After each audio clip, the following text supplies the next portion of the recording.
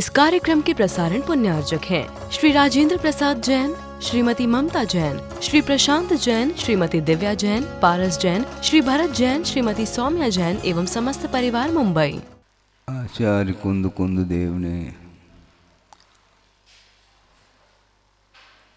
अध्यात्म परक ग्रंथों की रचना की है, जिसमें समय सार, प्रवचन सार, पंचास्तिकाय, नियम सार आदि।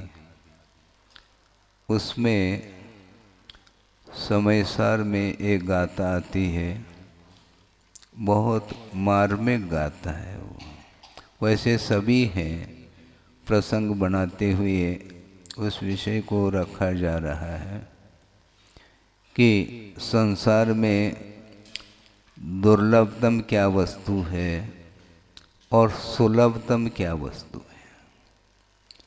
गाथा है, सुध परिचिदान भूदा सवस्वी काम भोग बंद कहा, एयत तस्वलंभो नवरिण सुलभो विहत्तस्य।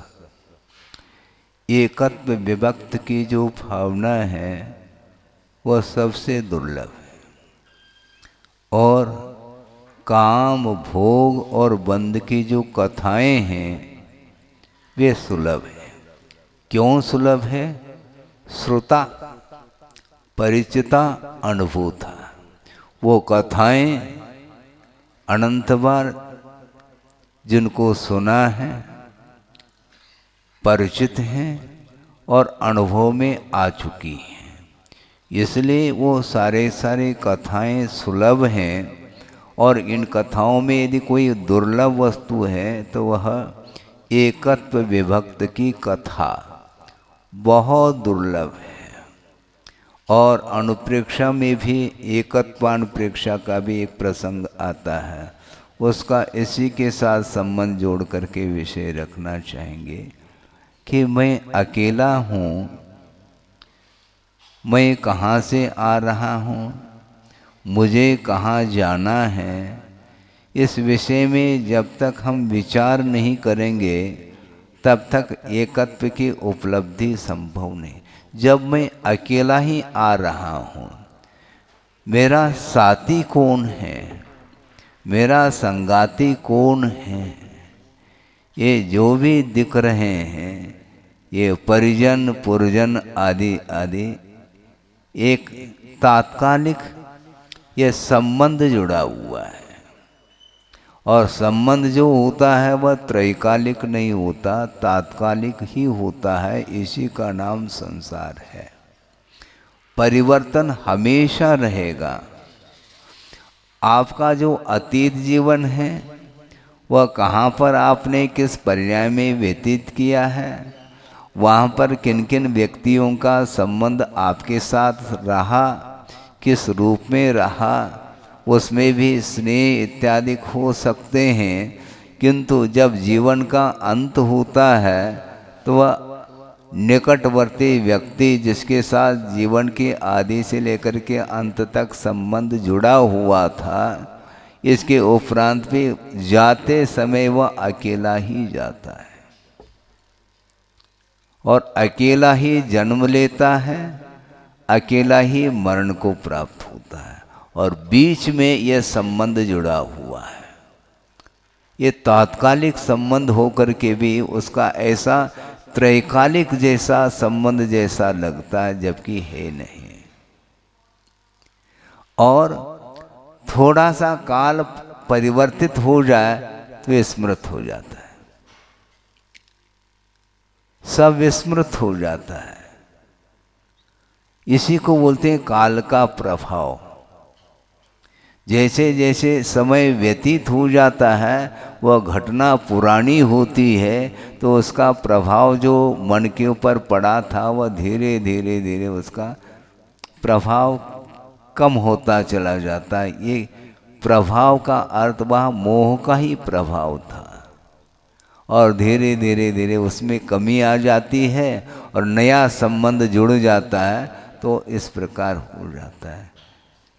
एक आध शायद 2-3 दिन के भीतर की घटना शायद आप लोगों ने सुनी होगी इंदौर की हाँ वह घटना है। 22-23 साल की वह बालिका है और कहीं विवाह का संबंध था, उसमें वो गई थी। वहाँ पर नृत्य गान आदि उसने किए और बिल्कुल 1-2 मिनट नहीं हुआ और शांत हो जाती, गिर जाती है। उसको ज्ञात था क्या कि मेरा मरण इतने तात्कालिक, एकदम सडनली जिसको बोलते हैं, उसको ज्ञात ही नहीं था और साइलेंट ही अटैक आया और वह गिर जाती है और अंत हो जाता है। हाँ, बड़ी विचित्र दशा है। आचार्यों ने लिखा है, यस्य राजा विषेक स्त्री प्रत्युक्षेत्र विलोक्यते तस्मिन् अहनि तस्यैव चिता धूमश्च दृश्यते कहा। प्रातःकालीन वेला में राजाभिषेक किया जा रहा है, राजगद्दी पर उसको आसीन किया जा रहा है और उसी का मरण देखने में आता है। तस्मिन् एव अहनि तस्य एव चिता धूमश्च दृश्यता का धूम्र देखने में आता, अर्थात अवसान को प्राप्त होता है। तो सारभूत वस्तु क्या है, थोड़ा गौर तो करिए। हम सोच नहीं पाते, हमारे अंदर वो भाव ही उत्पन्न नहीं होते। इसलिए गुरुदेव का ये कहना है कि अनुप्रेक्षाओं का चिंतन बिल्कुल भीग करके करना चाहिए, तभी जा करके एहसास हो सकता, अन्यथा बिल्कुल नहीं होगा। भीग करके करते हैं तो अपने आप में महसूस होता कि वस्तुतः यह नित्य नहीं है, अनित्य है, इसमें सार बिल्कुल भी नहीं है। और यह दुर्लभ है ऐसा भी नहीं है, सुलभ है, क्योंकि अतीत अनंत काल में इस प्रकार की भोग्य सामग्री को अनंत बार उपलब्ध किया है। पुण्य का अर्जन करके उस वैभव को प्राप्त कर लेता है, उसके उपरांत पुनः समाप्त हो जाता है।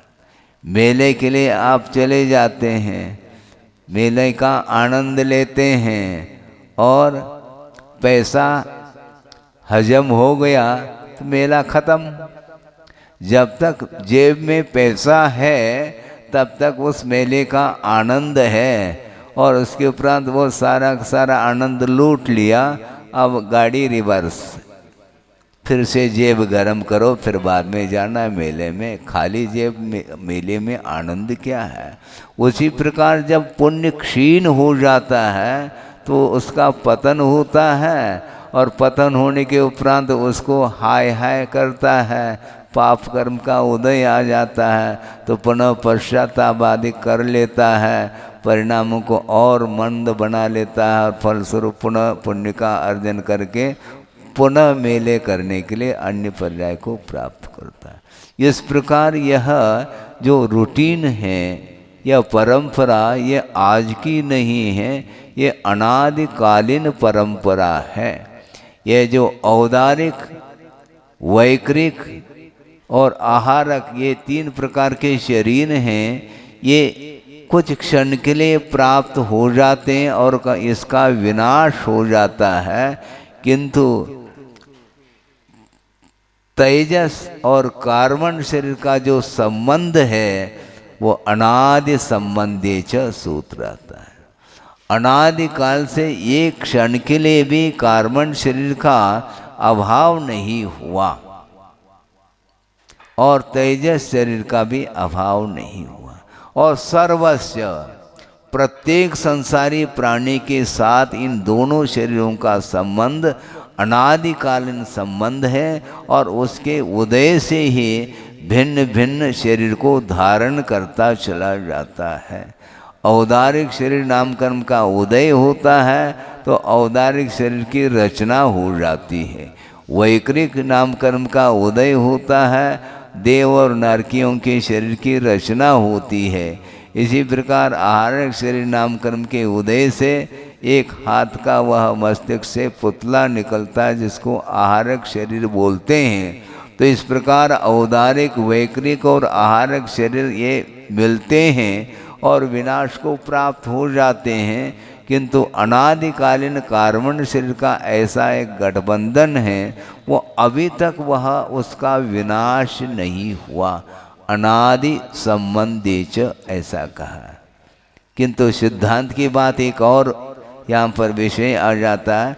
अनादिकालीन जो संबंध है कार्बन शरीर अथवा तेजस शरीर का, यह प्रवाह की अपेक्षा से अनादि संबंध है, किंतु नवीन नवीन कर्म का वह अर्जन करता है, उस अपेक्षा से उसकी आदि भी है, शुरुआत भी है। क्योंकि आगत जो कर्म है उसमें स्थिति पड़ती है और वह प्रवाह के अपेक्षा से उसमें गैप नहीं है। हाँ, उसमें निरंतरता है। इस अपेक्षा से एक क्षण के लिए भी कर्म का अभाव नहीं हुआ है।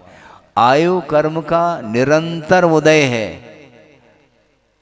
मनुष्य आयु का अंत हुआ, अनंतर समय में आगामी भव संबंधी आयु का उदय हो जाता है, गैप नहीं होता। मनुष्य आयु का विनाश, देव आयु का उदय, ये निरंतरता इसको बोलते हैं। इसलिए आयु कर्म से अतीत हो करके जीवन एक समय भी व्यतीत अतीत काल में नहीं किया है। बार बार गति को प्राप्त करता है। शरीर की रचना होती है, शरीर में इंद्रियां, और उसके माध्यम से विषयों का ग्रहण होता रहता है। ये 5 खिड़की हैं, उसके माध्यम से इंद्रियां जो है ना, आँख खोल देता है तो रूप देखने में आता है, गंध सूंघ लेता है नासिका के द्वारा, स्पर्शेंद्र के द्वारा स्पर्श का आनंद लेता है, रसनेन्द्रिय के द्वारा अनेक प्रकार के रस का आस्वादन करता है, कर्णेंद्रिय के द्वारा वह गीत संगीत इत्यादि का वह श्रवण करता है। इसके माध्यम से उसको आनंद आ रहा है। और ये जो विषयों में जो आनंद है, सुन रहे हैं आप, विषयों में जो आनंद है उसको धर्म ध्यान नहीं कहा, लिख के रखो आप। जिसको विषयों में आनंद आ रहा है उसका नाम धर्म ध्यान नहीं, वह रौद्र ध्यान कहा है। हिंसा में आनंद, असत्य झूठ में आनंद, चोरी में आनंद और विशेष संरक्षण में आनंद है। इसी का नाम रौद्र ध्यान बोलता है। इसमें पाप का ही एकांत रूप से अर्जन होता है। इसलिए विषयों के सेवन के माध्यम से जो अर्जित पाप कर्म है उसको धोने के लिए धर्म ध्यान का आलम्बन लिया जाता है, जो आप लोग ले रहे हैं। हाँ, सोचने की बात है। और इसमें भी विरोध की बात आती है तो गलत बात है। धर्म ध्यान का अवसर सबको मिले, ये भावना हमेशा होनी चाहिए। और धर्म ध्यान करने के लिए ही विशेष रूप से जिनालयों का निर्माण किया जाता है, जिनबिंब को स्थापित किया जाता है और उसके माध्यम से पंच परमेष्टि की आराधना करने के लिए अवसर प्राप्त होता है। और इसमें जो व्यक्ति विघ्न उपस्थित करता है उसको भव भव में भगवान के दर्शन नहीं होंगे, ये ध्यान रखो। समझ रहे हैं क्या? नहीं, अब तो समझ में आना चाहिए।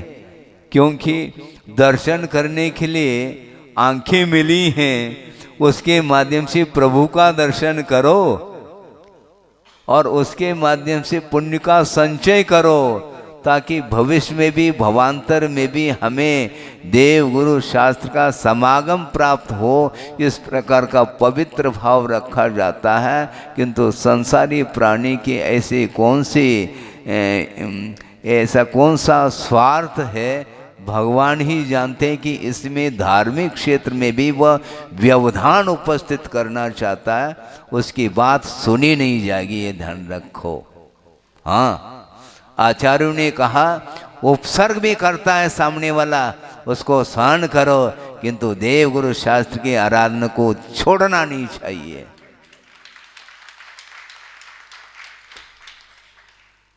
क्योंकि काम भोग और बंध की कथाएं सुलभ हैं, किंतु एकत्व विभक्त की कथा जो होगी वह पंच परमेष्टि का आलंबन के माध्यम से ही होगी। भगवान की आराधना करते हैं तो एकत्व का भान होता है। भगवान आपकी तरफ देखते नहीं, ध्यान रखो। निजानंद रसलीन कहा, उनको रस निज में आ रहा है, किंतु संसारी प्राणी को रस निज में नहीं आ रहा है। आत्म तत्व में उसको आनंद नहीं आता, किंतु विषयों के उपभोग में वह आनंद का अनुभव करता है, और एक दूसरे के विरोध करके वह उसमें अपना कौन सा स्वार्थ सिद्ध करना चाहता है वह स्वयं जाने। किंतु आचार्य कहते हैं एकत्व विभक्त की कथा ही वस्तुतः दुर्लभ है, ऐसा कहा। वहाँ तक पहुँचने की क्षमता मान लो गृहस्थ की हो अथवा न हो, किंतु कम से कम जो एकत्व विभक्त की कथा को करने में लीन हैं या उसका स्वाद ले रहे हैं, उनका दर्शन भी कम से कम कर लो तो निश्चित रूप से आपका भी बेड़ा पार हो सकता है। आपकी भूमिका यही है। आप मुनि बनो अथवा न बनो, किंतु मुनि की सेवा तो करो कम से कम। वो क्या कह रहे हैं कम से कम कान खोल करके सुनना चाहिए।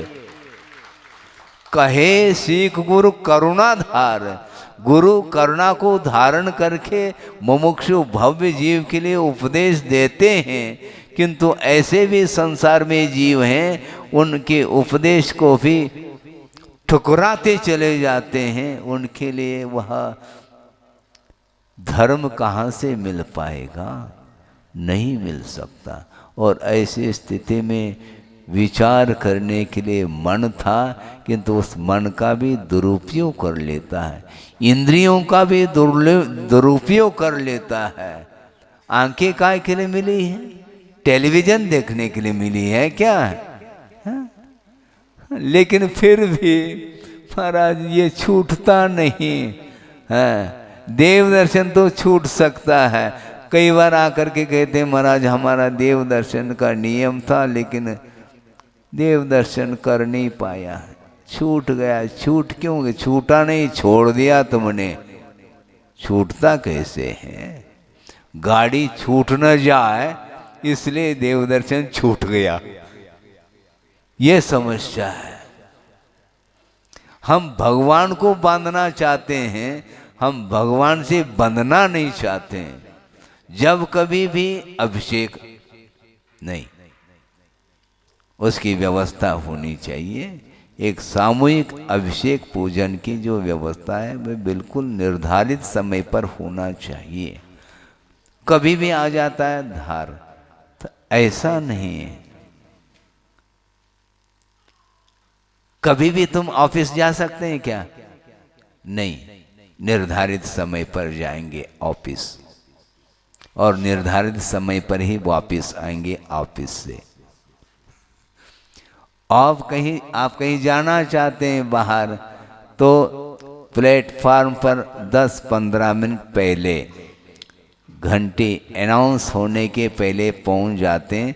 भले वहां पर बेंच पर बैठ जाते हैं, अखबार न्यूज़पेपर पढ़ सकते हैं, लेकिन बिफोर जाएंगे।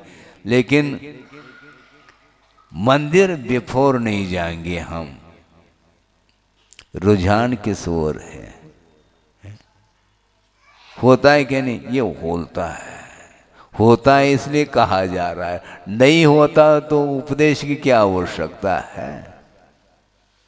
सांसारिक जितने भी क्रियाएं होती हैं उनको तो वह रुचि से कर लेता है, और समय के पूर्व ही उस कार्य को करने के लिए वह उपस्थिति दर्ज करता है, किंतु धार्मिक क्षेत्र में वह नहीं कर पाता है। तो इसलिए समय पर करिएगा आप, इसमें विरोध करना कहाँ तक उचित है, हमें बताओ। ये ध्यान रखो, प्रसंग आ गया इसलिए हम कहना चाहते हैं कि हिंसा कितने प्रकार की होती है। एक संकल्प हिंसा, एक विरोधी हिंसा, एक आरंभी हिंसा और एक उद्योगी हिंसा। ये हिंसा के भेद, सब में हिंसा है। क्या सब में हिंसा है? कोई आक्रमण करता है, पर चक्र आ गया तो इधर से भी वह अपनी रक्षा के लिए विरोध करता है। किंतु धार्मिक क्षेत्र में विरोध संभव नहीं है। धार्मिक क्षेत्र में भी कोई विरोध करने के लिए उपस्थित होता है तो आप लोगों को भी उपस्थित होना चाहिए। उसके बिना धर्म की रक्षा नहीं हो सकेगी। हाँ, बिल्कुल अपृष्टैरपि वक्तव्यम कहा, बिना पूछे भी उपदेश देने के लिए आगम की आज्ञा है। ले आओ माइक, कहेंगे हम, क्योंकि जो धर्म का विनाश करने के लिए आतुर है तो उसका परिहार होना चाहिए। नहीं है? तुम कायर हो क्या? हैं? सुन रहे क्या नहीं? हाँ, ये शारीरिक बल किस काम का है? हाँ बिल्कुल, युद्ध करने के लिए तो राजा खड़ा हो जाता है। तो धार्मिक क्षेत्र में यदि मान लो आप आंख मूंद करके बैठोगे तो बिफोर विनाश हो जाएगा धर्म का, वो ठीक नहीं है। इसलिए सच्चे देव गुरु शास्त्र की उपासना करने के लिए शरीर मिला है और सारी इंद्रियां मिली है और विचार करने के लिए, हिताहित का विचार करने के लिए माइंड मिला है, मन मिला है, उसका सदुपयोग करिएगा। इसलिए काम भोग बंद कहा, ये कथाएं सुलभ हैं, दुर्लभ यदि कोई है तो ये कत्व विभक्त की कथा। और भगवान ने इस कथा को सुनाया है। तुम अकेले आए हो, अकेले ही जाना है। किधर जाना चाहते हो? हैं? किधर जाना चाहते हैं? तुम जहां नहीं जाना चाहते वहीं पर पहुंचाएगा तुम्हें कर्म। नरक आय का बंद करता है तो उसको स्वर्ग नहीं मिलने वाला, ये ध्यान रखो। क्योंकि नरक आय का बंद हो चुका है, जाना पड़ेगा उसको। जिसने चोरी कर ली, अब पुलिस आकर के पकड़ के ले जाएगी। कहां पर? जेल। जाना चाहता है कोई? है? कोई जाना तो नहीं चाहता, लेकिन चोरी करना बंद भी तो नहीं करता। हा? चोरी करना बंद भी तो नहीं करता। कई लोगों की ये धारणा हो सकती है कि ये सब निश्चित है महाराज, ऐसा होना था। जिसने अपराध किया है वो अपने अपराध को एक्सेप्ट नहीं करना चाहता। वह कहता है ये सब नियत है। तो पुलिस भी कहती है मेरा भी नियत है, कान पकड़ना और ले जाना। यह भी नियत है। ये कैसा अनियत हो सकता है? जब आपने चोरी की है और इसको तुम स्वीकार नहीं करना चाहते, नियत कह करके टालना चाहते हो, तो पुलिस कहती है भगवान ने देखा है कि कान पकड़ो, हाँ ये नियत है तुम्हारे लिए, वो ले जाएगा, वो अरेस्ट कर देगा। संसारी प्राणी बुद्धिपूर्वक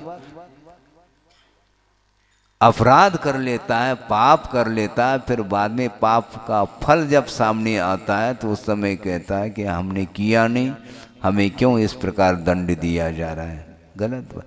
कोई दंड देने वाला दूसरा थोड़ी आ सकता है। दूसरा कोई दंड नहीं देता, कर्म ही दंड दे रहा है तुम्हें, और वह दंड नो कर्म के निमित्त से मिलता है।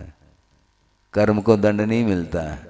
जिसने कर्म बांधा है उसको दंडित किया जाता है। तो जीव को दंड मिल रहा है क्या शरीर को? है, जीव को ही दंड दिया जाता है, जीव को ही दंडित किया जाता है। और जीव की पिटाई होती है शरीर के माध्यम से। शरीरातीत हो जाए फिर दंड की कोई बात ही नहीं है। हाँ, अग्नि की जो पिटाई होगी वो लोह के संपर्क में आने से ही होगी, उसके बिना नहीं। उसी प्रकार शरीर का संबंध कर लेता है तो उसकी पिटाई होती चली जाती है। इसलिए वस्तुतः धार्मिक क्षेत्र में आकर के बहुत सोच विचार करके बोलना चाहिए, बहुत सोच विचार करके क्रियाओं को कर लेना चाहिए। बल्कि यहाँ तक आचार्यों ने कहा है आगम में, तुम मोक्ष मार्ग पर चलो या ना चलो कोई बाधा नहीं, लेकिन मार्ग को दूषित नहीं कर सकोगे तुम, ये ध्यान रखो। जिसने मार्ग को दूषित किया है उससे बढ़कर के और कोई भी पाप नहीं माना जाता है। हाँ, उसका निश्चित पतन है। यह पतन भयानक होता है और उसको अनंत काल के लिए फिर वह असंगी असंगी असंगी में चला जाएगा। निगोद आदि की जो दुर्गति हैं वहाँ पर चला जाता है। संगी पंचेंद्रिय में पैदा हुआ है और मन का दुरुपयोग कर लेता है, फिर उसको संगीपना नहीं मिलेगा, इन्हें वह संगी होगा, मन नहीं मिलेगा उसको। कब तक? आगम में लिखा है कि एक संगी असंगी में पहुंच गया, पुनः उसको संगी पने को प्राप्त करने के लिए मैक्सिमम कितना काल लग सकता है? तो असंख्यात पुद्गल परावर्तन कहा। पढ़ो, पढ़ा है, सर्वार सिद्धि पढ़िएगा, इसमें साफ लिखा हुआ असंख्यात पुद्गल परावर्तन अनंत काल माना जाता है। एक प्रकार से इतने काल तक उसको मन नहीं मिलेगा। मन बिन निपट अज्ञानी थयो, ऐसी पंक्ति आती है। ये स्थिति है। इसलिए मन का सदुपयोग करो, उच्च विचार होना चाहिए, मन में निर्मलता आनी चाहिए। वो सब छोड़ करके मन हमेशा कलुषित रहता है और वह इस प्रकार का अनर्थ कर जाता है। इसलिए वस्तुतः ये पंचेंद्रिय के विषयों के कारण ही ऐसा हो रहा है और पंचेंद्रिय के विषयों का आलम्बन लेने से ही ये संसार का परिभ्रमण टूट नहीं रहा है। संसार की परंपरा को तोड़ना चाहते हो तो धर्म ही एकमात्र उसमें शरण लेने योग्य वस्तु है। बाकी सारा का सारा ये अशरण है। ये परिवार है, दुकान है, मकान है, वैभव है, साथी संगति, सारे के सारे कुछ क्षण के लिए समागम हो जाता है। जैसे उस बालिका का अवसान 1-2 मिनट के अंदर वह डांस नृत्य कर रही है और बस गिर जाती, अवसान हो गया। कहाँ पहुंच गई भगवान मालिक। ये क्यों? ये इसी को बोलते हैं अकाल मरण। इसी को अकाल मरण। मनुष्य पर्याय मिली थी लेकिन पूर्ण आयु नहीं मिल पाई, ऐसा होता है। कोई गर्भ में आ जाता है और गर्भ में ही अवसान हो जाता है। हाँ, जन्म नहीं ले पाता और अकाल में ही उसका अवसान होता है अथवा किसी कारण उसका घात किया जाता और करते हैं। होता है क्या नहीं? ये सब पाप है। पूर्ण आयु यदि लेकर के जीवन व्यतीत होता तो संयम के साथ भी जीवन को व्यतीत किया जा सकता, लेकिन वह दुर्लभ वस्तु है। इसलिए मनुष्य पर्याय मिली है, इसका सदुपयोग करिए। दुरुपयोग करेंगे तो काल अनंत निगोद मझार, बीत्यु एकेंद्री तनधार। हाँ, यही होना है। इसके उपरांत भी यह संसारी प्राणी भीगता नहीं है। कठिनाई यही तो कठिन है। ये सुनते समय भिगाव तो आता है कि नहीं आता है। गंभीर हो जाते हैं, आपकी मुद्रा गंभीर देखने में आती है, इसमें मुस्कान देखने में नहीं आ रहा, क्योंकि वस्तु तत्व को दिखाया जा रहा है कि यह संसार का स्वरूप है। और ये एक भव ने, दो भव ने, अनंत भव व्यतीत हुए, इसके बाद भी मति नहीं सुधरती इसकी। कौन सुधारे इसको? इसके उपरांत भी पुनः वहीं पर। ऐसा क्यों है? ये ऐसा ही है, ये कर्म का स्वरूप है, ये प्रकृति इसी को बोलते हैं। उसकी प्रकृति को समाप्त करने के लिए, क्योंकि उसमें जो प्रकृति पड़ी है अपने परिणामों के द्वारा ही उसमें फलदान देने की शक्ति भी पड़ी है। अपने आप में वर्गणाएं कर्म के रूप में परिणत नहीं होती। रागादिक भावों के निमित्त को लेकर के जो अदृश्य कर्म वर्गणाएं व कर्म के रूप में परिणत होकर के आत्मसात हो जाती हैं, फिर बाद में उसका फल समय पर मिलेगा और परिणाम करता ही चला जाता है। अब वो रूटीन है, उसको ध्यान तक नहीं रहता कि मैं कौन सा परिणाम कर रहा हूँ। वो इतना वह लीन हो जाता है उसमें। इसी को अज्ञात बोलते हैं।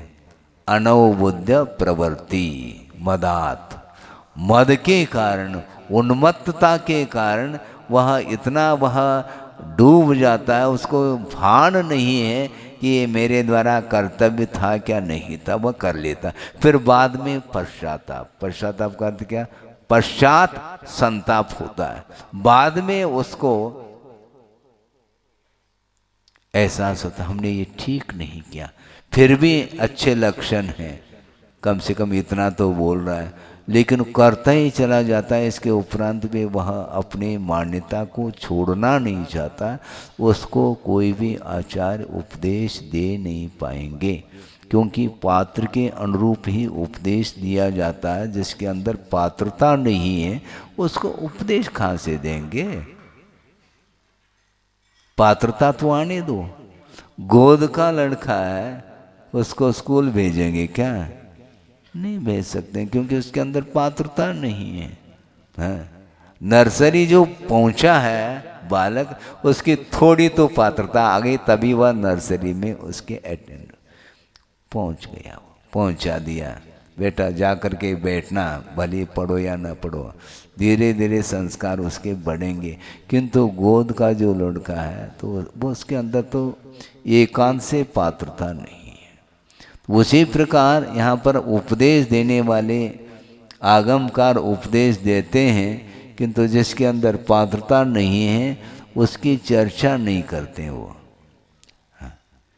जैसे फॉर एग्जाम्पल मारीची, सबसे बड़ा उदाहरण यही है। वृषभनाथ भगवान के चरणों में वो हैं, इसके उपरांत भी उनकी बात को स्वीकारना नहीं चाहता। अब कौन स्वीकार, कौन करे? जो वृषभनाथ भगवान युग के आदि में मोक्ष मार्ग के नेता हैं, किंतु मोक्ष मार्ग के जो नेता हैं, जो चलना चाहता है उन्हीं के लिए वो नेता है। ये भी उतना ही सत्य है। इसलिए प्रेरक क्या है हमें बताओ? हैं? उनको प्रेरणा देते हैं वृषभनाथ भगवान, तो ऐसा मत करो। हैं? इस प्रकार करोगे तो तुम्हारी हानि होगी। तो वो सब जान रहे हैं, उनके केवल ज्ञान में आ रहा है, ये मानने वाला नहीं है। इसके अंदर जो कर्म इतने सशक्त सॉलिड हैं, वो सारे सारे कर्म को क्षय करने के लिए इसको एक कोड़ा कोड़ी सागर व्यतीत करना पड़ेगा। वो अंतिम तीर्थंकर हो गए। विश्वनाथ प्रथम तीर्थंकर, और उस समय भी वह मरीचि का जीव था। ये इसका परिणमन किस रूप में होगा, ये 24वें तीर्थंकर होंगे। जब होंगे तब होंगे, अभी तो काबिल नहीं है, अभी तो इसके अंदर योग्यता बिल्कुल नहीं है, विपरीत दृष्टि वाला है। इसलिए वह पात्र नहीं होने के कारण उसको उपदेश दिया नहीं जा सकता। आप सब लोग यहाँ पर पात्रता को लेकर के बैठे हैं, इसलिए उपदेश दिया जा रहा है, ये भी उतना ही सत्य है। जो नहीं सुनना चाहता उसको कोई जोर जबरदस्ती संभव नहीं, उसके प्रति आग्रह नहीं किया जा सकता, क्योंकि स्वहितम उपलिप्सु कहा। जो हित करने की लालसा उत्कंठा जिसके अंदर है, उसी का हित करने में हम निमित्त बन सकते हैं। नहीं है तो नहीं, हम नहीं सुनना चाहते न सुनो, हमने बुलाया थोड़ी है। जहाँ कहीं भी हो कृपया सभा मंडप में आने की कृपा कष्ट करें। किसने कहा? आप ही ने कहा, हमने तो कहा नहीं। आपने निवेदन किया तो निवेदन के अनुरूप थोड़े बहुत आधा घंटा, आपको 30-40 मिनट हो गए हैं। इतना ही कहना है कि ये काम भोग बंद की कथाएं सुलभ हैं, परिचित हैं और अनुभूत हैं। इसलिए सांसारिक संबंधी ज्ञान को अर्जित करने के लिए ये सारे यूनिवर्सिटी, कॉलेज इत्यादि कुछ की आवश्यकता भी नहीं, बल्कि हाँ, छोटा सा भी बालक है तो मुख में उंगली देता है, इसका अर्थ वह खाना जानता है। वो अपने हाथ से मिट्टी को मुख में दे रहा है, इसका अर्थ क्या? खाना जानता है, लेकिन ये नहीं जानता कि क्या खाया जाता है। उसको सिखाने के लिए कॉलेज की आवश्यकता पड़ती है। इस कार्यक्रम के प्रसारण पुण्यार्चक थे श्री राजेंद्र प्रसाद जैन, श्रीमती ममता जैन, श्री प्रशांत जैन, श्रीमती दिव्या जैन, पारस जैन, श्री भरत जैन, श्रीमती सौम्या जैन एवं समस्त परिवार, मुंबई।